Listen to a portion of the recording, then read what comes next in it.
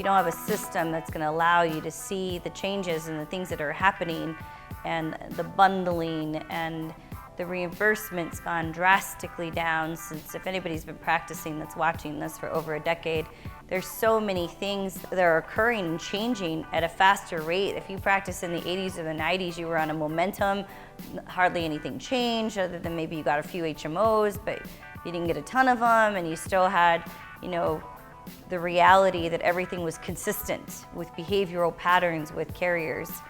And you don't have that anymore. So for me, I have to dive in there and say, okay, what's a realistic world, A, to move away from insurance? Is that a possibility? Is that not a possibility? And if it is a possibility, what are my options? And then what are my options in analyzing the numbers to determine where am I going to make up for it? How do I offset it somewhere else? How can I increase point of sales? So as we're evolving right now with the ACA, we have to make decisions, Jason and I, every day, like, what are we gonna do with this? What are we gonna do with this? Everything's being bundled, we're getting paid less, but yet we have the same overhead, but yet we have the same staffing. How do we become more efficient?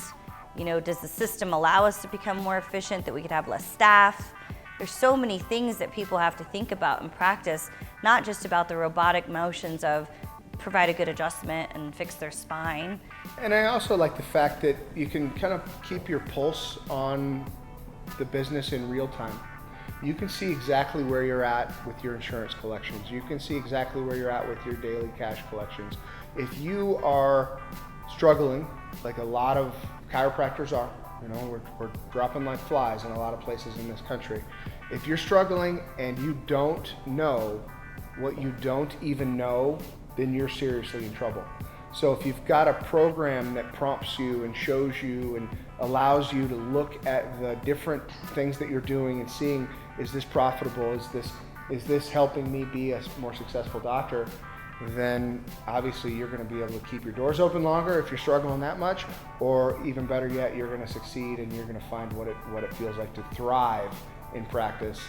The safety nets and the comprehensive nature of the program make it very easy.